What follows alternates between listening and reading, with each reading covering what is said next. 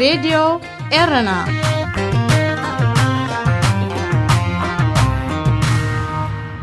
عزوز سلامتنا تقبلوا أبسفل علي كورنعت علم كوينكم نمدبات راديو إيرنا التكتاتلو زخبركم سمعتنا نايلوم ربو حاموشن حاسة كل التشحن إسران فنوى راديو إيرنا كموترو بزينا يجمر فلما أرستاتو أب أفريقيا بكورونا فيروس نايزموتو بس حسابات لعلي إسرا شح باتيحو أبزو واقع بحر زور زلو حيال زناب أبسب النبرتن قد أتوريدو بريزيدنت يوغندا نعربع عمتات أبسلطان نمتنا حفظخ أولوم الرجاء كودا داريو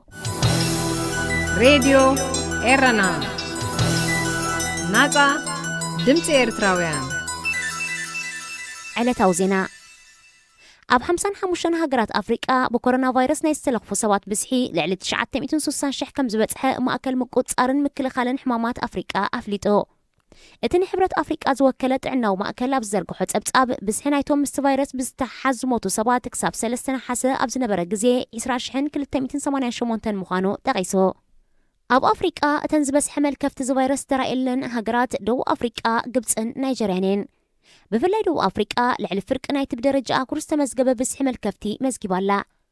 أقول أفريقيا تالبدا كورونا فيروس بوزح زيت قاع أقول مخانيا تقلات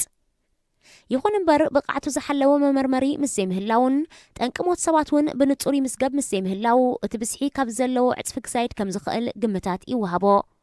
أب رأس زي حيالو هاجرات نبوليتيكا وعلاماتات نطور حبريتا يبا خمزيلوا يوكاساين 34 هاجرات زاقيت مس كورونا فيروس بزتحاز دوباتن مولو بمولو عطين يركبا إيرترا كل 280 كلتن ملكفتي كورونا فيروس كم زمزقبتها تقلت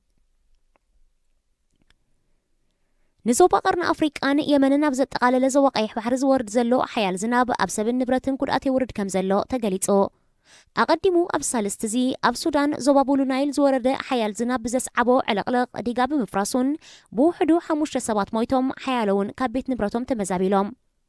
أب مفرق يمن تمال سولوس 4 حسب زورد زناب زفترو علقلق دما 10 سبات كم زموتون أشحات كم استفناقلون منقست حبيرو منقست يمن أب تخبابي نهيو تتقوان أو يجلو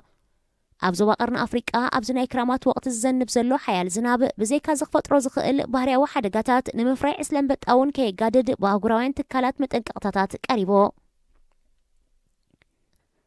كابش عند 986 حيزو أب سلطان زركا بريزيدنت يوغندا يويري موسيفيني أب زمت عمد زكايد من رجاء نسلفو كيلو زودادر انكو حطوي كوينو 5 قرب أفليتو እቲ ፕሬዝደንት ኣብ 2021 ዝካየድ ምርጫ ክወዳደር ምዃኑ ዝሓለፈ ሰሙን ድሕሪ ምግላጹ ሓያሎ ተቃወምቲ ወገናት ይነቕፉለዎ ኣቀዲሙ እቲ ምርጫ ብሰንኪ ኮሮና ቫይረስ ክስረስ ከም ዝኽእል ኣሜቱ ዝነበረ ፕሬዝደንት ሙሴቪኒ ተመሊሱ ባዕሉ ኣብ ዝሃቦ መግለጺ እቲ ምርጫ ከም ዝካየድን ንሱ ድማ መበል ሻድሻይ ግዜኡ ከም ዝወዳደርን ኣፍሊጡ እቲ ፕሬዝደንት ኣብ ዝሓለፈ ዓመት ንዕድመ ኣብ ምርጫ ዝቐርብ ሕፁ ተወዳዳሪ ዝግድብ ዓንቀጽ ቀዋምቲ ሃገር ከም ዝስረዝ ገይርዮ ወዲ 75 ዓመት ዘሎ ፕሬዝደንት ሙሴቪኒ ክሳብ 2026 ኣብ ስልጣን ክጸንሕ እንተኽኢሉ ኣብ ምብራቕ ኣፍሪቃ ብዕድመን ምንዋሕ ስልጣንን ካልኣይ ደረጃ ክሕዝዮ ኣብዚ ዞባ ብዕድመን ምንዋሕ ስልጣንን ቀዳማይ ደረጃ ሒዙ ዝርከብ መራሒ ንጉስ ኢትዮጵያ ዝነበረ ሃይለ ስላሴ ኮይኑ ን44 ዓመታት ኣብ ስልጣን ድሕሪ ምጽንሑ ኣብ 83 ዓመት ዕድሚኡ ኣብ ማእሰርቲ ከም ዝሞተ ይፍለጥ ኣብዚ እዋን እዚ ኣብ ምብራቕ ኣፍሪቃ ዝነውሐ ዓመታት ኣብ ስልጣን ዝርከብ ብ34 ዓመታት ፕሬዝደንት ዩጋንዳ ዩዌሪ ሙሴቪኒ ኮይኑ ብ29 ዓመታት ካልኣይ ደረጃ ተሰሪዑ ዘሎ ፕሬዝደንት ኤርትራ ኢሳያስ አፈወርቂ እዩ ዝኸበርኩም ሰማዕትና ዜና ኣብ ዝተፈጺሙሎ ሬዲዮ ኤረና ናጻ ድምፂ ኤርትራውያን ዳግማይ ሰላምታና ተቐበሉ ዝኸበርኩም ሰማዕትና ቀፂሉ ዝቐርብ መደብና ብዓወት ኣረጋይ ዝዳሎ ኣፍሪቃ ኣብ ሰሙን ሙዚቃ ኸውን ሰናይ መክታል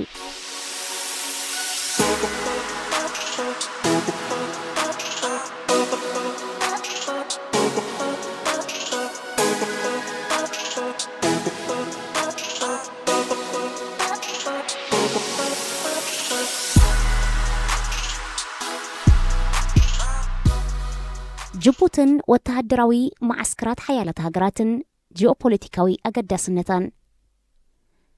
بسمين مس إرترا بمعرب مس إثيوبيا بدبوب مس صوماليا بمبرق دما مس قيح بحرن وشمت عدن تداوب أبقرن أفريقيا تركب مبرق أفريقيا وتهاجر جيبوتي عقور ندادي بلان إذا زبهال بحر وهابتن معدنن أي تعدلتن መሬታ ድሮቕ ብምዃኑ ድማ ንሕርሻ ምቹእ ኣይኮነን።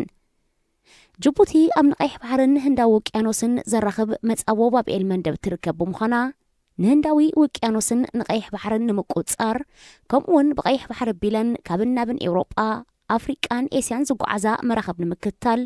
ወተሃደራውን ፖለቲካውን ቅልውላው ቀረን ኣፍሪቃን ማእከላይ ምብራቕን ብቐረባ ንምዕዛብን ግብረ መልሲ ምሃብን ቅርሰና መራኸብ ብሶማላውያን ዕጡቋት ንምክልኻል ኣብ ዘኽእል ኣዝዩ ምቹእ ዝኾነ ጂኦግራፊካዊ መኣዝንያ ትርከብ።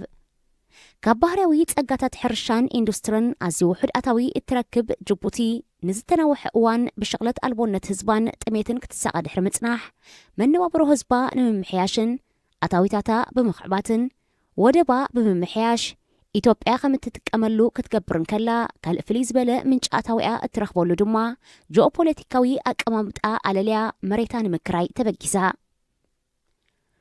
ከምቲ ዝተጠቕሰ ጅቡቲ ጂኦግራፊካዊ ኣቀማምጣኣ ኣዝዩ ስትራቴጂካዊ ብምዃኑ ብሓያላን ሃገራት ኣዝያ ተሃራፊት እያ። ጅቡቲ ነዚ ብምዝማዝ ሃገራት ኣብ ሃገራ ብኽራይ ወተሃደራዊ ማዓስከር ክኸፍታ ዓዲማ ከም ዕድሚኣ ድማ ኣብ ጅቡቲ ኣቐዲማ ወተሃደራዊ ማዓስከር ኣቆይማ ዝጸንሐት ፈረንሳ ሓዊስካ ሕቡራት መንግስታት ኣሜሪካ፣ ጃፓን፣ ቻይናን ጣልያንን መሬታ ብምክራይ ወተሃደራዊ ማዓስከራት መስሪተን። ስዑድ ዓረብን ህንድን ድማ ኣብ ቀረባ ግዜ ማዓስከራት ክኸፍታ ተሰማሚዐን ኣለዋ። ኣብቲ ሃገር ብተወሳኺ ወተሃደራት ጀርመን፣ ብሪጣንያን ስጳኛን እውን ኣብቲ ሃገር ክኣትዉ ክኢሎም። ጅቡቲ ካብቲ ስትራቴጂካዊ ጂኦግራፊያዊ ኣቀማምጣ ብምዝማዝ ዘካረየቶ ወተሃደራዊ ማዓስከራት ዓመታዊ ኣስታ $300 ሚልዮን ኣታዊ ክትረክብ ክኢላ ከም ዘላ ክፍለጥ ተኻኢሉ። እዘን ኣብ ጅቡቲ ማዓስከራት ከፊተን ዘለዋ ሃገራት ብኸመይ ናብቲ ሃገር ክመጻ ክኢለን ብዝርዝር ንምርኣይ ሓፂር ታሪክ ጅቡትን ከባቢ ቀርኒ ኣፍሪቃን ማእከላይ ምብራቕን ምርኣይ የድሊ። ጅቡቲ ዝተፈላለዩ ነገስታትን ስልጣናትን ድሕሪ ምስጋር ኤውሮጳውያን ንኣፍሪቃ ጎዛዝዮም ክማስሕዋ ኣብ በርሊን ጀርመን ድሕሪ ምስ ሰምዖም ፈረንሳ ኣብ 1883 ኣብ ገማግም ጅቡቲ ንእሽተይ መሬት ዓዲጋ ድሒራ ብምስፈሕፋሕ ድማ ካብ 1896 ክሳብ 1967 ብስም ፍሬንች ሶማሊላንድ ካብ 1967 ክሳብ 1977 ድማ ብስም ግዝኣት ሙሉእነት ዓፋርን ዒሳን ገዚኣታ። እቲ ሃገር ኣብ 1977 ወግዓዊ ስማ ናብ ጅቡቲ ብምቕያር ናጽነታ ክትእውጅን ከላ ምስ ገዛኢታ ዝነበረት ፈረንሳ ወተሃደራውን ቁጠባውን ስምምዓት ፈሪማ። ኣምሳይኡ ድማ ፈረንሳ ኣብ ጅቡቲ ቀዋሚ ወተሃደራዊ ማዓስከር ክህልዋን ነቲ ሃገር ቀጻሊ ጸጥታውን ቁጠባውን ሓገዝ ከተውሕሰላ ተረዳዲአን። ብመሰረት ትስምዕ ፈረንሳ ኣብ ጅቡቲ ብቐጻልነት ክሳብ ሎሚ ዘለዉ ቁጥሮም ምስ ግዜን ኩነታትን ዝውስኽን ዝቕንስን ኣስታት 1,500 ከበድቲ ጽዋርን ዝዓጠቑ ሰራዊት ሓይሊ ኣየርን ሓይሊ ባሕርን ኣስፊራ ትርከብ። ጅቡቲ ብህዝብታት ዒሳን ዓፋርን ዝቖመት ሃገር እኳ እንተኾነት ድሕሪ ናጽነት ካብ ፈረንሳ ግን ብሄረ ዒሳ ንመንግስቲ እቲ ሃገር ብዓብላልነት ብምሓዝ ብሓንቲ ሰልፊ ሓንቲ ሃገር ከመሓድሩ ብምጅማሮም ብሄረ ዓፋር ተገሊሎም ጥራይ ዘይኮነ ኣብ ግምት ብዘይእተዎም ምምሕዳር ሕጉሳት ብዘይምንባሮም ፈኸም እናበሉ ምንቅስቓሳት ንለውጢ ጀሚሮም።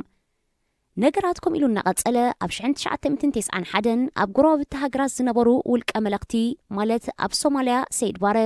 ኣብ ኢትዮጵያ ድማ መንግስቱ ሃይለማርያም ካብ ስልጣኖም ተዓልዮም። ኤርትራ ን30 ዓመት ዘካየደቶ ናይ ናጽነት ቃልሲ እውን ተዓዊቱ።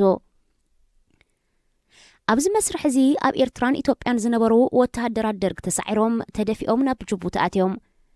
ናብ ጅቡቲ ዝኣተዉ ወተሃደራት ደርግ ብምትሕብባር መንግስታት ጅቡትን ፈረንሳን ብሰላማዊ መንገዲ ናብ ኢትዮጵያ ከም ዝምለሱ ተገይሩ። እንተኾነ ወተሃደራት ደርግ ተሰኪሞሞ ዝነበሩ ጽዋር ኣብ ጅቡቲ ተሪፉ ኣቐዲሞም አንጻር ብሄረ ዒሳ ተላዒሎምን አንጻር መንግስቲ ክቃወሙን ጀሚሮም ዝነበሩ ብሄረ ዓፋር ተረፍ መረፍ ናይ ደርጋ ጽዋር አልዒሎም አንጻር መንግስቲ ጅቡቲ ናይ ጉሪላ ቃልሲ ጀሚሮም።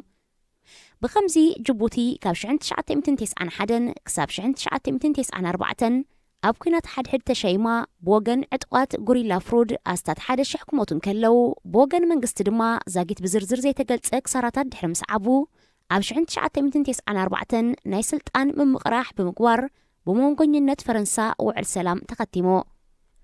ኣብቲ እዋንቲ ትሕቲ 800,000 ህዝቢ ዝነበራ ጅቡቲ ወላ እኳ ሓገዝ ናይ ፈረንሳ እንተነበራ ብቁጠባዊ ቅልውላው ሽቕለት ኣልቦነትን ጥሜትን ክትሳቐ ጀሚራ ኣይጸንሐን። ኣብ መንጎ ኤርትራን ኢትዮጵያን ናይ ደቡብ ኩናት ድሕሪ ምኽሳቱን ኢትዮጵያ ወደባት ኤርትራ ምጥቃም ደው ድሕሪ ምባላን ጅቡቲ መመንጨው ቁጠባዊ እቶት ዝኸውን ዓበባብ ተኸፊቱላ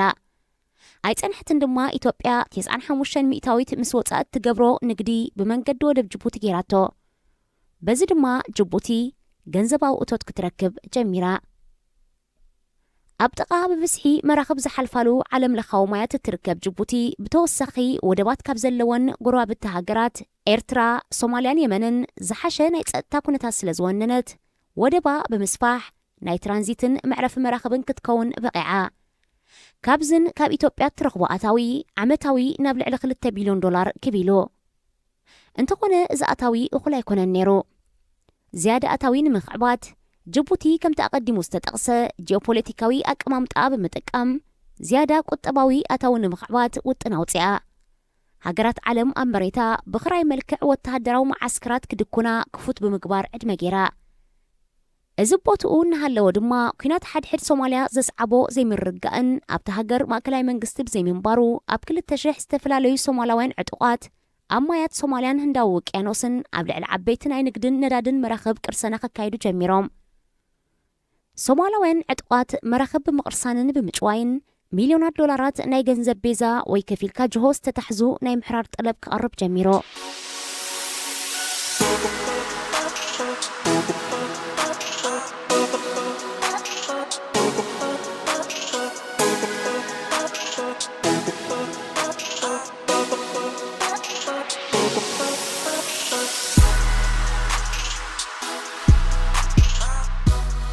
እዚ ከምዚሉን ከሎ ኣብ 11 መስከረም 2001 ኣብ ሕቡራት መንግስታት ኣሜሪካ ኣብ ልዕሊ መንታ ህንጻታት ማእከል ንግዲ ከተማ ኒውዮርክ ብዝተጨውያ ናይ መጓዓዝያ ነፈርቲ ግብረ ሽበራዊ መጥቃዕቲ ተኻይዱ ኣስታት 3000 ሰባት ተቐቲሎም ከም ግብረ መልሲ ሕቡራት መንግስታት ኣሜሪካ ኣብ ልዕሊ ኢራቅን ኣፍጋኒስታንን ኩናት ኣዊጃ ነቲ ኩናት ንምስልሳልን ኣብ ኣፍሪቃ ኣንጻር ግብረ ሽበራ ንምቕላስን ከምኡውን ቅርሰና ሶማልያ ንምክልኻልን ብዝብል ምኽንያት ኣብ ጅቡቲ ኣብ ኣፍሪቃ ዝዓበየ ቀዋሚ ወተሃደራዊ መዓስከር ከፊታ 14,000 ወተሃደራት ድማ ኣስፊራትሎ ሕቡራት መንግስታት ኣሜሪካ ክራይ መዓስከር ዓመታዊ $70 ሚልዮን ክትከፍልን ከላ ሓይሊ ኣየር ስርሒት ድሮን ሓይሊ ባሕሪ ጸጥታን ስለያን ኣብቲ ሃገር ኣስፊራላ ቀፂላ ናብ ጅቡቲ ዝኣተወት ጥልያን ክትከውን ከላ ብምትሕባር ኤውሮጳዊ ሕብረት ንሰራዊት ሶማልያ ንምስልጣንን ናይ ንግዲ መራኽብ ካብ ቅርሰና ንምክልኻል ዓሊማያ መዓስከር ከፊታ معسكر طليان أساس 300 وتهدرات فولي حيلتات حيل بحري كمون بكارابينيري زفلتو أنصار مافياخ قالسو سلطانو أبالات بوليس يركبو كارابينيري أموصا بقرسنتي جهوز تتحزو سباتن موعال مخفال جنزب بيزان إنتفو كالا حانتي كابتن أبجبوت عسكران زلوا هاجرات جابانيا جابان دحر خال أي كونات عالم نمجمرة جزيا كاب هاجرا وطيا نزم عسكر كفتاتو اتهاجر أستات 280 وتهدرات زحقوفة نافال بيز اللوا سراوي جابان بوغنوم أبمو حاس تا ناي نقد مرخب معك أب سلامن سب أو حاجزن استوافرو مخانومي زقلات تشاينا بوغنا تمساسال على مخلوان كلو أبلعليو كوشمت عدن كساب دوبا وكفال بحر تشاينا زلو ناي مرخب ناي نقد مسمر تا محلاو أب أفريقا زخونا حدقان تقات إمودما أستات 3 مليون زقمتو أب أفريقا زلو زيقاتاتا بقللو كابتا أغور التوتسقلو بايتان مفتار بزبليا أستات 500 مليون وطايتات بمقبار أب كل التشحن 10 شوعاتن أب جبوتي وتهدراو معسكر هانيتا تشاينا زاقيت أستات كل التشحو وتهدرات كتعسكرن كلا هانيتاتو زلا معسكر أستات 10 تشحو وتهدرات كحز خاليو سراوي تشاينا بتوسخي حيل أيرن حيل بحرن يتقلل تشاينا أبزي حج أوان ناي معسكر كراي أستات 20 مليون كتكفلن كلا أب كربا قزي معسكرا بمسفاح اتكفلت ناو أستات 100 مليون دولار كبكتبلع إذا 50 كيلو أب يمن أمونغو منغستن عطقات حيلتات حتن كينات حد حد حرمو اللعو إيران نحوتي قتحجزن كلا سعود عربن إمارات دما نمنغستي حجزالوا نحوتي بقربا نمهرام إمارات عرب أب إرترا وتهدراو معسكر كلوان كلو سعود عرب دما أب كربا قزي أب جبوتي معسكر كتكفتع وتهدراوي معسكر فرنسا ناي جرمن اسبانيان وتهدرات كم توسقي كأنجدن كلو ناي حبرات منغستات أمريكا سراويت بريطانيا يأنجد ناي جابان دما بحجن زمت سراويتن دي كأنجد أبسب معتبت حلو بخمسي أقباب جبوتي عمتاوي كاب كراي وتهدراو معسكرات كاب كلن هاجراس تواتئ ኣስታት 300 ሚልዮን ዶላር ክትረክብን ከላ ምስ ምውሳኽ ሃገራት እትኣታውን ክብክብል ምዃኑ ይግለጽ። ዕላማ ኣብ ጅቡቲ ማዓስከራት ተኻርየን ዘለዋ ሃገራት ተመሳሳሊ እኳ ዝመስል እንተኾነ ኣብ መንጎ ገለ ሃገራት ህልኽ ብምህላው ኣብ ንሓድሕደን ክሰላለያ ብቐረባ ክትትል ክገብራውን ዝዓለመ ከም ዝኾነ ተዓዘብቲ ይገልጾ። ንኣብነት ከም ነዊሕ ዝጸንሐ ኣብ መንጎ ሕቡራት መንግስታት ኣሜሪካን ቻይናን ንግዲ ጉዳይ ኣግፍሒካ ምጥራር ደቡባዊ ባሕሪ ቻይና ብቻይና ህልኽ ፖለቲካዊ ዕብለላ ኣብ መንጎ ቻይናን ጃፓንን ዘሎ ንነዊሕ ዓመታት ዝጸንሐ ታሪኻዊ ምስሕሓብ ሞያዊ ዶባትን ክጥቀስ ይከኣል። እዘን ሃገራት እቲ ሓንቲ ናይ ተኻልኢቲ ምህላው ዘይሕጉሰን ብምዃኑ ኩሉ ግዜ ኣብ ምጥርጣርን ሓድሕዳዊ ምክትታልን እየን ዝርከባ። ድሮውን ሓንቲ ነታ ካልእቲ ሰልያትን ንኽብላ ኣብ ንሓድሕደን ክካሰሳ ይስምዓ ኣለዋ። ካልእ ጅቡቲ ኣስታት 3.5 ቢልዮን ዶላር ወፃእ ብምግባር ንገዛእ ርእሳ ናብ ናይ ቀርኒ ኣፍሪቃ ዱባይ ክትቅይር ፕሮጀክት ጀሚራላ። እንተኾነ ገለ ካብዚ ፕሮጀክት ብቻይና ዝተመወለን ዝበስሕቲ ምወላ ናብ ምምዕባል ወደብ ዝውዕልን ብምዃኑ ሕቡራት መንግስታት ኣሜሪካ ኣይተሓጎሰትን። ምኽንያቱ ቻይና ወደብ እንተተቆጻጺራቶ ንጸጥታን ስልያን ንብረት ኣሜሪካ ኣስጋኢ ክኸውን ብምዃኑ ጅቡቲ በዝን በትን ኢላ ብእትረኽቦ ዘላ ኣታዊታት ዓመታዊ ዘቤታዊ እቶታታ ማለት GDP ናብ 3,788 ዶላር ክባቢላቶላ። እዚ ካብተን ካብ 600 ክሳብ 800 ዶላር ኣታዊ ጥራይ ዘመዝግባ ጎረባብቲ ሃገራት ኤርትራ፣ ኢትዮጵያን ሶማልያን ዝተዓጻጸፈ እዩ። ኣብ ጅቡቲ ማዓስከር ከፊተን ዘለዋ ሃገራት ምዕራብ ብፍላይ ድማ ሕቡራት መንግስታት ኣሜሪካን ሃገራት ኤውሮጳን ካልኦት ሃገራት ኣፍሪቃ ይኹን ዓለም ዲሞክራሲያዊ ለውጢ ዝጽዋዓካ እንትኾና ፕሬዚደንት ጅቡቲ እስማዒል ዑመር ጉለ ዕድመ ስልጣኑ ኣብ 2011 ክውድእ እኳ እንተነበሮ ንኽልተ ግዜ ናይ 5 ዓመት ጥራይ ናይ ፕሬዚደንት ስልጣን ዘፍቅር ዝነበረ እዋን ብምጉዕጻጽ ራብዓይ ግዜ ኣብ ምርጫ ተወዳዲሩ ስልጣን ክሕዝን ከሎ ኣይተቃወምኦን። እዚ ድማ ጥቕምኻ ምሕላው ዘኸተሎ ድርብ መዐየሪ ከም ዝኾነ ነቐፍቲ ይገልጹ። ሃገራት ምዕራብ ኣብ ጅቡቲ ማዓስከር ክሳብ ዝረኸባ ኣብቲ ሃገር ዝካየድ ዘሎ ምጉዕጻጽ ሕጂ ከም ዘይረኣየኦ ኮይነን ክሓልፋ መሪፀን ኣለዋ። ኣብ ጅቡቲ ዓሪደን ዘለዋ ሃገራት ብፍላይ ኣሜሪካ ናብ ጎረባብቲ ሃገራት ሶማልያን የመንን ሰብ ኣልቦ ነፈርቲ ድሮን ብምልኣኽ ናይ ሚሳይል ድብደባት ተካይድ ብምዃናን ጅቡቲ ስዑድ ዓረብ ኣብ መሬታ ማዓስከር ክትከፍት ብምንፋቓን ነታ ሃገር ብፍላይ ኣብ የመን ምስ ዝርከቡ ዕጡቓት ሕትን ደጋፊቶም ኢራንን ኣብ ቅርሕን ተእቲዋ ኣሎ። መጻቦ ባብኤል መንደብ ካብ ጅቡቲ ክሳብ የመን ናይ 19 ኪሎ ሜትር ርሕቀት ጥራይ ዘለዎ ኮይኑ በቲ መጻቦ ዓመታዊ 1 ቢልዮን ቶን ዝተፈላለየ ጽዕነት ክመሓላለፍን ከሎ 21,000 ዓበይቲ መራኸቢ ሓልፋ መዓልታዊ ድማ ኣስታት 4.5 ሚልዮን በርሚል ነዳዲ ይሓልፍ። 25 ሚእታዊት ካብ ጠቕላላ ናይ ንግዲ መራኸብ ብባብኤል መንደብ ይሓልፋ።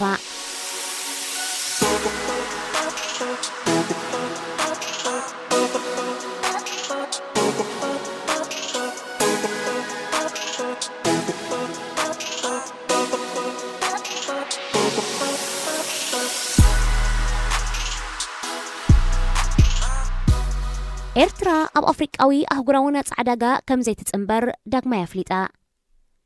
ብኣፍሪቃዊ ሕብረት ዝተደፋፍአ ንውሽጣዊ ዕብየት ንግዲ ኣፍሪቃ ዘተባብዕ ኣፍሪቃዊ ኣህጉራዊ ነጻ ዕዳጋ ኤርትራ ገዲፍካ ኩለን ሃገራት ኣፍሪቃ ክታመን ከም ዘንበራሉ ክግለጽ ጸኒሑ። ኤርትራ ነቲ ናይ ነጻ ዕዳጋ ስምምዕ ክትፍርመሉ ክሳብ ሓምለ 2020 ዕድል እኳ እንተነበራ ሚኒስተር ዜና ኣቶ የማነ ገብረ መስቀል ብመንገዲ ትዊተር ኣብ ዝሃቦ መግለጺ ኤርትራ ኣብ ጉዳይ ኣፍሪቃዊ ኣህጉራዊ ነጻ ዕዳጋ ንጹር መርገጽ ከም ዘለዋ ሕጂ እውን ነቲ ውዕል ከም ዘይትፍርመሉ ገሊጾ። ኣቶ የማነ ገብረ መስቀል ኤርትራ ንምንታይ ነቲ ውዕል ከም ዘይፈረመትሉ ክገልጽ እንከሎ ብመሰረት እቲ ኣብ 1994 ውድብ ሓድነት ኣፍሪቃ ዘካየደ ዋዕላ ኤርትራ ፈለማ ኣብ ክጭበጥ ዝኽእል ዞባዊ ምውህሃድ ከም እትኣምን መጀመርታ ኣብ ምህናጥ ዞባዊ ምትሕጋዝ ክሰርሕ ከም እትደልን ገሊጾ። ኤርትራ ኣቐዲማ ካብ 1994 ካብ ኣብ ኣህጉራዊ ሓባራዊ ስራሕ ምስራሕ ብዞባዊ ምውህሃድ ክትጅምር ከም እትደልያ ክትገልጽ ጸኒሓ። ውድብ ሓድነት ኣፍሪቃ ቅርጹን ኣሰራርሑን ቀይሩ ናብ ሕብረት ኣፍሪቃ ካብ ዝቕየር ድሮ 19 ዓመታት ሓሊፉሎ። ብመሰረት ሕብረት ኣፍሪቃ 22 ሃገራት ካብ 54 ክታመን ተደኣንቢረን ኣፍሪቃዊ ኣህጉራዊ ነጻ ዕዳጋ ክትግበር ዝተረፋ ሃገራት ድማ ብወለንታአን ክጽንበራ ነይሩወን። እቲ ስምምዕ ዝድለ ፊርማታት ረኺቡ ናይጀርያ ኤርትራን ቢንን ጥራይ ከይፈርማሉ ጸኒሐን። ናይጀርያን በኒንን ዝሓለፈ ዓመት መበል 53-54 ሃገራት ኮይነን ፈሪመናሎ ኤርትራ ካብ ነዊሕ ዝጸንሐ ቅድሚ ናብ ኣህጉራዊ ዕማማት ምስጋር ዞባዊ ጠርናፈታት ይሰላሰል ዝብል መርገጽ ነይርዋ እንተኾነ ኣብ ዞባዊ ይኹን ኣህጉራዊ ምውሃዳት ዝዓመቶ ዝጭበጥ ነገር የለን ሃገራት ኣፍሪቃ ኣብ ንሓድሕደን ዘካየድኦ ናይ ንግዲ ልውውጥ 16% ጥራይ ከም ዝኾነን እንተተሰማሚዐን እዚ ኣብ 2022 ናብ 60% ክዓቢ ተኽእሎ ከም ዘሎ ኮሚሽን ቁጠባ ኣፍሪቃ ኣብ ውድብ ሕቡራት ሃገራት ይገልጽ ነፃ ዕዳጋ ኣህጉር ኣፍሪቃ ግብራዊ እንተደኣ ኮይኑ 53 ሃገራት ዝሓቆፍ ብምዃኑ ኣብ ዓለም ትዛዕበየ ክኸውን እዩ ኣፍሪቃ 1.3 ቢልዮን ህዝቢ ዘለዋ ብምዃና ድማ እቲ ንግዲ 3.4 ቢልዮን ዶላር ከንቀሳቐስ ተኽእሎ ከም ዘሎ ይግለጽ እዛ ኣብ ግብሪ እንተውዒሉ ኤርትራ ናይ ዝጸጋዚ ተኸፋሊት ኣይክትከውንን እያ ነፃ ዕዳጋ ኣህጉር ኣፍሪቃ ናይ ኤውሮጳዊ ሕብረት ሞዴል ዝሓዘ እዩ ኤውሮጳዊ ሕብረት ናብዚ ዘለዎ ደረጃ ክበጽሕ ግን 50 ዓመታት ከም ዝወሰደሉን ሃገራት ኣፍሪቃ ከምቲ ዝድለ ውሽጣዊ ንግዳዊ ዕዳጋ ክለዋውጣ እንተኾይነን ዘራኸበን ትሕተ ቅርጺ ከማዕብላን ኣብ ድባተን ዘሎ ጸጥታ ከም መሓይሻን ከም ዝግባእ እቲ ኮሚሽን ሓቢሩ ሃገራት ኣፍሪቃ ሓደ ካብቲ ክገብርኦ ተሰሚዐን ዘለዋ ኣብ ድባተን ዝግበር ናይ ሸቐጥ ታሪፍ ምስራዝ እዩ ሃገራት ኤውሮጳ 70% ካብ ዘካየድኦ ንግዲ ኣብ ንሓድሕደን ገብርኦን ከለዋ ሃገራት ኤስያ ድማ 51% የካይዳ ኣፍሪቃ ድማ ከም ተቐዲምና ዝገለጽናዮ 16% ጥራይ ናይ ሓድሕድ ንግዲ ትገብር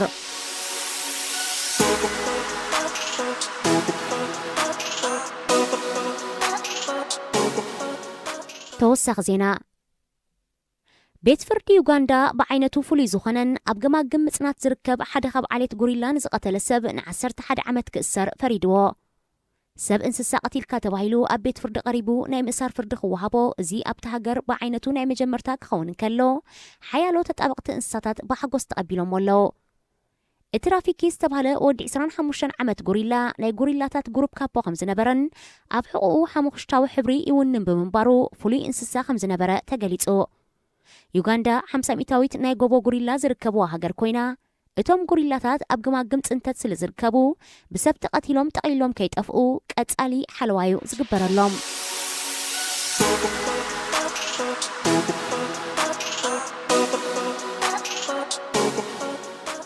ኣፍሪቃውያን ናብ ዱባይ ብምኻድ ክሰርሑ እምበር ከወልዱን ስድራ ቤት ክፈጥሩን ሕገ መንግስቲ ናይቲ ሃገር ጥራይ ዘይኮነ ንኢንሹራንስ ዝኸውን ቁጠባዊ ትሕዝቶውን ኣየፍቅደሎምን እዩ ሱልያት ዓብዱልከሪም ዝተባህለት ጓል 29 ዓመት መንእሰይ ጥንስቲ ከም ዝኾነት ምስ ፈለጠት ናብ ዓዳ ኸይዳ ክትገላገል እኳ እንተነበራ ብሰንኪ ኮሮና ቫይረስ ዘስዓቦ ምቁራጽ መጓዓዝያ ነፈርቲ ክትከይዳ ኣይከኣለትን ምርጫ ኣይነበራን ናብ ኣጢፋ ዝተባህለ ሆስፒታል ድሕሪ ምኻዳ 2 ወዳትን 2 ዋልድን ብጠቕላላ 4 ህፃናት ተገላጊላ 4 ህፃናት ክትገላገል ትጽቢት ዘይነበራ ናይጀራዊት መንእሰይ ኣብ ልዕሊ ዘላታ ተወሰኸታ እቶም ዝወለደቶም ህፃናት ኣብዘይ መዓልቶም ዝተወልዱ ብምንባሮም ክሳብ ዝድልድሉ ተወሰኸ ሕክምናዊ ክንክን ክግበረሎም ነይርዎ ህፃናት ዝድለ ሕክምና ተገይሩሎም ካብ ሆስፒታል ክወፁ ኣብ ዝተቐራረቡሉ እዋን ዝተገብረሎም ወጻኢታት ተደማሚሩ $108,000 በፂሑ ናይ ደሞዝ ሰራሕተኛ ዝነበረ በዓል ቤታ ቲጃኒ ነቲ ሕሳብ ክኸፍሎ ይከኣለን እታ ስድራ ቤት ድማ ኣብ ጭንቀት ወዲቓ መደበር ቴሌቪዥን CNN ነቲ ዜና ምስ ረኸበቶ ኣብ ማዕከናት ዜናታታ ዘርጊሓቶ ማሕበረሰብ ናይጀርያ ድማ ኣብ ዱባይ ኣዋፂኦም ክኸፍሉ እኳ እንተፈተኑ $11,000 ጥራይ ከዋፅኡ ክኢሎም ኣጋጣሚ ኮይኑ እዚ ወረ ኣብ እዝኒ ወራስ ዓራት ዱባይ ሼክ ሓምዳን ቢን መሐመድ አልማክቱም በፂሑ ወራስ ዓራት አልማክቱም ምስተ ሆስፒታል ብምርኻብ $108,000 ባዕሉ ከፊልሎም ኣገላጊልዎም ንብለኩም ዝመጽእ ሰሞን ብኻልእ ትሕዝቶ ክሳብ ንረኸብ ሰላም ቅነ ተጥዕሙ ምስ ሬድዮ የርና ኣብዚ መደብ እዚ ንማሕበራዊ ህይወት ዘንጸባርቑ ጽሑፋት ግጥምታት ድርሰታትን ዋዛታትን ዝቐርቡ ኮይኖም ኣብ ህይወት ንዘጋጥሙ ጸገማትን ኣፈታትሖምን ኣመለኻኽታና መዓልታዊ ህይወትና ተዘክሮታት ንእስነትን ካልእ ንኣጠማምታና ውልቃዊ ህይወትና እናንጸባረቐ ዘዘናግዕን ምኽርታት ዝልግስን መደብ እዩ ተጥዕሙ ምስ ሬድዮ የርና سلام كميت أغنية فتوى تخاتلت مدب تطعم سريديرنا زيتو الربع صغربلكم مدبكم مدب تطعميو نلمون كم تلمود نعخم يخوبني زبلنا يتحس تدالينا أب مدب ساعتنا ترغبنا لنا ክሳብ ፍጻሜ መደብና ምሳና ሓቢርኩም ብኽብሪ ክጸንሑ ዝዕድመኩም ኣዳላውን ኣቕራብን መደብ ተስፊት ዮሃንስ እየ ሰናይ ምክትታል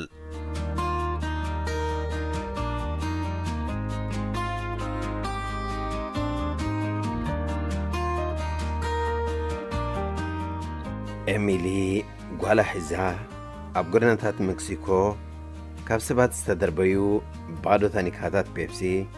ኮካ ተኣሪ ነበረት ንሓያሉ ሰዓታት ብእግረን ስለ ዝተጓዓዛ ግን እታ ምስኣ ከርተት ክትብል ዝወዓለት ጓላ ሃንደበት ካብኣ ምሕድግ ብምባል ተረፈት ኤሚሊ ንጓላ ብኢዳ ሒዛታ ትኸይድ ስለ ዝነበረት መትረፊኣ ምኽንያት ክትፈልጥ ክሳዳ ጠውያ ጠመተታ ኢዳ ሳንድሬላ ጓለይ ድሓን ዲኺ በለታ ሳንድሬላ ምስቲ ብፀሓይ ጸምሊው ዝነበረ ገጻ ድኻምን ጥሜትን ተሓዋዊስዋ ብምባሩ ማሚ ጥሜ ማእሲና ንበልቕ ኢላ ገጻ መሊሳ ጸወገቶ ኤሚሊ ወላ እኳ እናኣበደት ዝጽናሓታ ግዜ ውሑድ እንተዘይነበረ ሕጂውን ካብ ተስፋ ምሃብ ሓሊፋ ካልእ ዝሓዘቶ ስንቂ ስለ ዘይነበራ ሽዑን በቃ ሕጂ ክንምሳሕ ኢና ዝያዳይ ቁርብ ታኒካታት እሞ ክንኣሪ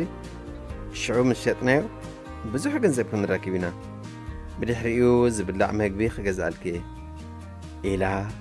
ነታ ብተስፋ ኣዲኣ ትሳሊ ዝነበረት መግቢ ሽታ ማይ ኮይንዋ ዝነበረ ሳንዳሬላ ጓላ ኣጸናንዓታ ኣጋጣሚ ድማ ኣብቲ ዝነበራሉ ቦታ ሓደ መንእሰይ ወዲ ክሰትያ ዝጸንሐ ፔፕሲ ታኒካ ስለ ዝወድኣ ኣብቲ ነቲ ኸባቢሉ ዝተዳለወ መእከብ ጉሓፍ ከረጺት ክድርብያ ናብ እንገጹ ቐረበ ኤሚሊ ገና ከየእተዋ ኸሎ ቕልጥፊላ የቕሬታ መንእሰይ ትጉሕፋ እንተ ኾንካ ግዳ እታ ብኢድካ ዘላ ታኒካ ዘይትህበኒ ኢላ ብትሕትና ሓተተቶ እቲ መንእሰይ ወዲ ነታ ናብ ገጻ ዝቐረበት ኤሚሊ ብዘፈንፍን ስምዒት እናጠመተ ገንዘብ ሃበኒ ክትብል እንተ ደኣ ኾንኪ ኣይትድከሚ እቲ መልሲ ኣይሂበክን እዩ በላ ኤሚሊ ኖ ገንዘብ ኣይኮንኩን ደልየ እታ ሒዝካያ ዘለኻ ታኒካ ጥራይ ሃበኒ ነቶም ዝጓሓፉ ታኒካታት ኣኪበ ናብ ዕዳጋታት ዘውርዶም ብገንዘብ ቀይረ ኸዓ ኣነን ጓሌን ህይወትና እንመርሓሉ ብምባል ሕንቕንቕ እናበለት መለሰትሉ እቲ ወዲ ብምግራም እዚ ግን ተራ ጓሓፍ ታኒካ እዩ በላ ኤሚሊ ርእሳ እናነቕነቐት ልክዕ ኣለኻ ጓሓፍ እዩ ግን ናይ ሓደ ሰብ ጓሓፍ ናይ ካልእ ሰብ ዝኸበረ ንብረት ክኸውን ክእል እዩ የቕሬታ ክትበኒ ትኽእል በለቶ እቲ ወዲ ነቲ ዝዘርጋሕቶ ዝረስሐ ኢዳ ርእዩ ምጽእያኑ ቐጸለ ካብዚ ትሕጸብ ግን ክንደይ ወርሒ ኢኸ ጌርኪ ኣድልይኪ ኣብዝለኪ ባዕልኹ ሰድዮም ኢሉ ነታ ታኒካ ኣብቲ እንዳ ጓሓፍ ደርቢዋ ናብታ ደንጊዋ ጥሮምባ ናይ መኪና ጌራ ጽውዕ ዝነበረት ኣዲኡ ኸደ ኤሚሊ እውን ኣምሪራ እናብኸየት ነታ ታኒካ ካብቲ መእከቢ ጓሓፍ ኣውፅያ ኣብቲ ናታ ኸረጺታ እተወታ ኣደት መንእሰይ ወዲ ኣብ መኪና ኾይና ኩሉ እቲ ኩነታት ክትዕዘቦ ስለ ዝጸንሐት ድሓን ዲኻ ደኣ ክንዲ ዝደንጊኻ መን እያ እታ ምሳኻ ክትዛረብ ጽንሐት ሰበይቲ ኢላ ሓተተቶ ወዳ ንዕቀት ብዝመልኦ ትርጅግና ትሚላ ሓንቲ ናይ ግዳም ሓደር ሰበይቲ ምስ ጓለ ነታ ክድርብያ ኢለ ዝኸድኩ ታኒካ ይሃበኒ ኢላትኒ በላ ኣዲኡ እንቃዕና ዝተንፈሰት እሞ ሂብካያ ዶ ኢላ ሓተተቶ ነነኖ ከመይ ገይረ ኸባ እቲ ኢዳ ካብ ምሒር ምርስዑ ብጣዕሚ ዘፈንፍነካ ብምባል መለሰላ ኣዲኡ ብግብሪ ወዳ ብዙሕ ተሰምዓ ርእሳ ብናን ንኻልኤት ብምስትንታን ድማ ከም ዝበለቶ እስማዕ ዝወደይ ኣነ ልክዕ ቅድሚ 13 ዓመት ንዓኻ ምስ ወለድኩ ኣቦኻ ክኣምነለይ ስለ ዘይከኣለ ገዲፍኒ ኸይዱ ናብራ ምስ ከበደኒ ድማ ንዓኻ ሒዘ ኣብ ጎደና ተደርብየ ብዙሕ መከራታት ሓሊፈ ሓደ መዓልቲ ግን ሓንቲ ሰበይቲ በቲ ዝነበርኮ ጎደና ክትሓልፍ ከላ ረኣየትኒ እሞ ናባይ ቅርብ ኢላ ታኒካታት ኣርየና ሸጥኩ هيوتي كمرح كم زخل مخيراتني أنا ون مخرات قبله صبغ عدل كوينو أبى حصير جزية بزح جنزب أكيبه أبى بس هذا اللي خدر الجخ بس هكيله سلز أنا ون لك كم تختنا أساس أنا حكاسبيتي أرأي تاني كاينيره بلته وده بزبلته نجار ما نسينو مزرابون سأنا بتنا تسبيتي زجبرها جبريون بزح تتعسى أديو نتغت نجرو حاسبها زيت فلت نجار بمجرى وشتو تنكفاتو خيتخون بمسجع أنا خنجرك حاسبي فدتني زودي أنت خنجر كال جزير إذا أنا بقولنا خم قلنا جبرها هي وتنزع لي بزي فلت كيتبدلني ليه وداون نتهم مكينة زنبرت ستها زي وداعتها نايا ديو تاني كحيزوها قبينا ناي مكينة خفيتو خدا نبتها بتقولنا زور ورت والزنبرت إيميلي قصو بمقرب دما يا ريت أكبر لي أنتو يحمق تزاري بكي انكزا تاني كاخا تتاكمك تغونيا بمبال نتا تاني كا أب إيداها با إيميلون اتن أكيباتن زنبرت تاني كاتات نمجبيز شفنو وصايتات أخيلنا لاسل زنبرا بحاجوز تقبلته يعني اللي زودي إلها أمس جناخت بجس النابلت جن أجت عني عدت ودي مسأت مو نتاقد مع 10 عمت فلطة هيوتها غيرت إيميلي رياد ما أبت هيوت نسمها الله بتأم حزنها نسز جبرت الله وعلت كتكحس بمبالدما مسأت نختنبرته كستا إيميلون حسن مكرا أزبك على جزيب ومسؤو نفت أريانا مسجنات قوالا حزا مسؤوم تبقسات مورال نايزانتا نا حدا سب قحاف نا كال سب زخبر نجارك خون خاليو كلاتنا دك سبات بتمثال فتاري سفترنا خمقنا متن حدا خنا استوهب عدل مسألة لان درجة نابرون تحته كما خا كبر يبلون مالته يكونن سلازين تاينتو بزي قدس ايتقونا صبا اثر سدنينو سرحو خسرح ترياسب مكرئيو رأسو خمسدنن غيروا سلازي قسلوش واي تقدايو اتتصرفون تنعقون سب نتي بز حكايه زله خدرجه نختبصح عبتراس تصاو تخون خاليو سلازي زفلت كاي زي بالكا أفكا زهبكا يتزارب هيوات لك كم سفئي تقمت عليكيا قفعي تعبيد بدعا قديفكا تمسقن زي تبل انت داخينكا أتتمكا علوها بتخاون بقدل الشلو عبيلو حيزوكا خيدة خاليو سلازي فتقارين زهبكا هيوات تمسقن يلكانو برا انت اللكاون أكافل اللو ترقوم ناتنايل الرفعيناء راديو إيرانا ناتا دمت إيرتراويان نسكو زفاي اتنساتو تأمتو خرنا عالمن أنزت أمتو جعفاتن ببينيو زنفافقنا زنفاتوانا قلت يناين فلطوين ناس انحنا قن قدام نيرنا خنفاتو إذا عمت أبزرزرن كانت أستأسن عبل اللمس مساقن أتفر اللي ناخ قفح جميرو أنا بزوح زي فلطوم زنوركو دخمتاتي تغشيحي نسا حقوس وشتا بطوم أنا دخمات كورنتاتي زبلوم زبرخ كوينس أنيحو محجي كاميرا يفوتني دي خاخت بالكتنبر دليغا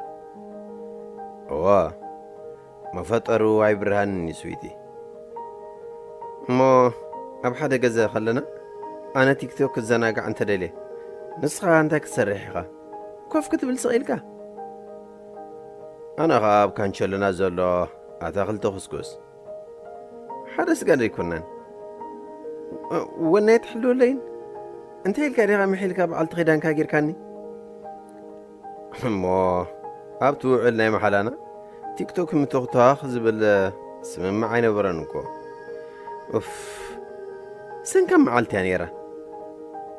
نينت معالتي يا اخي نعا نينت نعا نتقدم نهوان بسقاز تزامد الله دو هو انا غا نتا معلت فترت نايتا خبت صوري عصمنا سوينا نغت فتر عبي أبوركتو زقبرنا لامو دحرا يابكن دو علتنا مخفال إدنا سبرتنا نبعلا رسيحة أبرزح تاريخ رسح هيوت رسح منفس رسح علم دربيتنا رسح مسيل كني نزرباها كل سنة سرعات يبلون هو كم قدم ما يكون رسيح عندي مسكو زفاي بغمز مسحاب من لخافن بزيعنو بتيك توكن كاميران جميرو نبتو فترة يتمزز موداتو كم مفتحش جريز والكو اتلو خوف عركي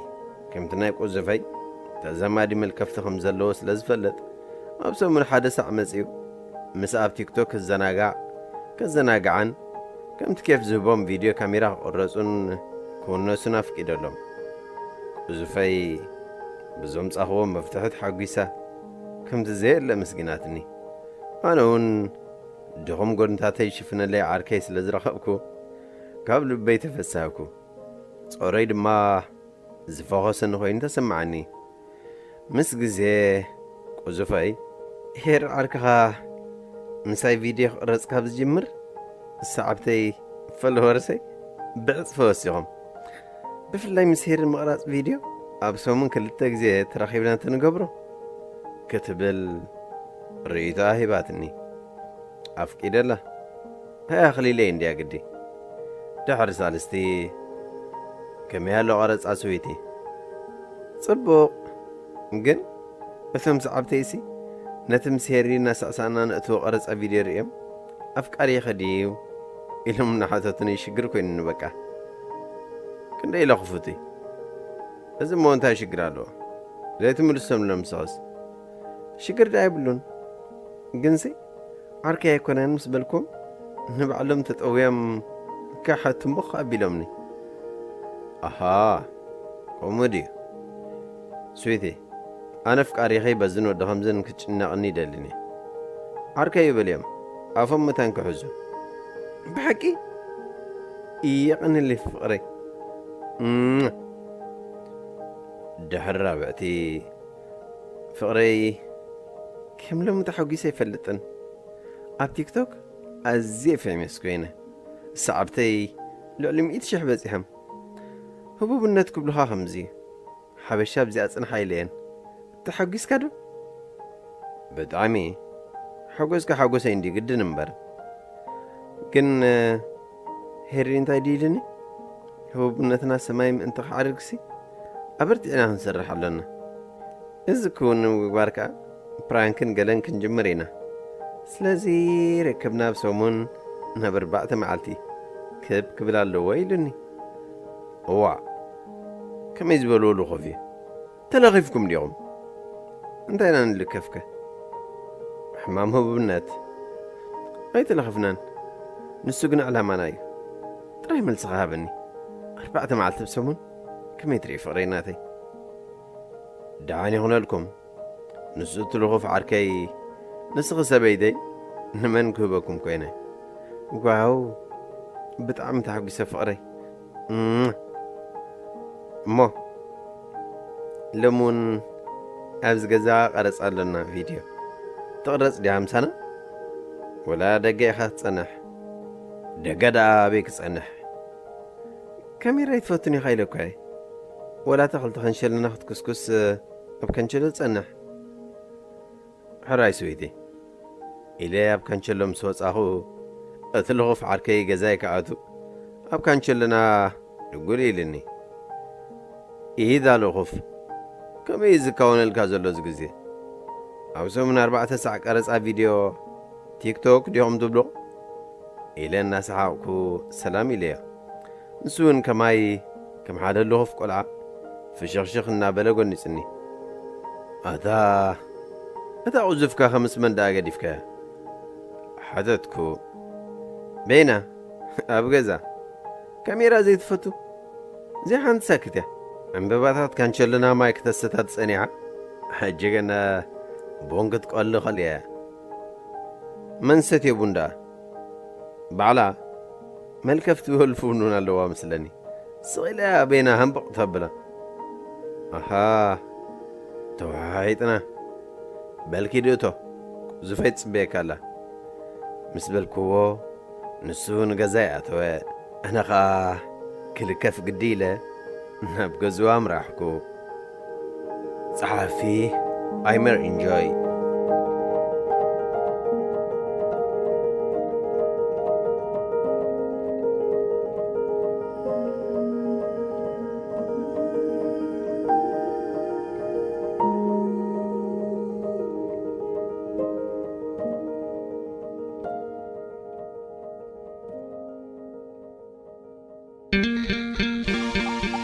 هذه إذاعة إرنا. هنا إذاعة إرنا الدولية. فتوات تغتاتلت مدبنا بزقرمنا لكم تحسوا عاقبكم تزانيكم كتكونوا تسفنا قبرنا نايلم تحسنا أبزازي من لنا أب مدبنا زلكم رؤيتي يخون نغفيتها ويوان قرب لكم تلليوات صحفات مزلو بتلمون دادراشانا نابريدي إرنا @gmail.com وي رادي إرنا @yahoo.com لكم لأخلنا كبتحنا يو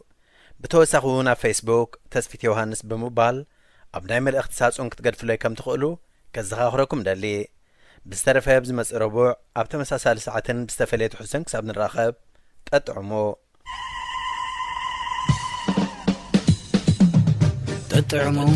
مس رادي إرنا عبز مدبزي لمحبراوي هيوت زنصبارقو صحفات قتمتات درستاتن وازاتاتن زغرب خوينم عب هيوت نزقاتمو صقاماتنا فتاتحو من عملقاختانا معلتاوي هيوتنا تذكروتات نقسنتن كالي نعطمامتانا بولكاوي هيوتنا نانصبارقه ززناقعن مخرطات زلقسن مدبيو تطعمو مس رادي إرنا زخبركم سمعتنا نزل ساعزي تداليو زنبرة حفشاوي مدباتنا أبز فتيمنا لنا راديو إرنا